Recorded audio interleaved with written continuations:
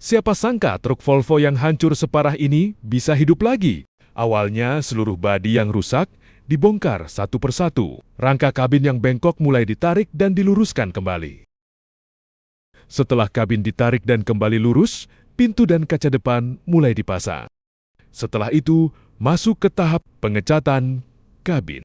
Sekarang masuk ke tahap pemasangan aksesoris truk supaya terlihat lebih bagus. Setelah semua bagian dipasang kembali, sekarang terlihat seperti truk baru. Dan ini hasil akhirnya. Susah dipercaya kalau tadi kondisinya hancur total. Menurut kalian, restorasi ini keren nggak? Jangan lupa like, share, dan subscribe.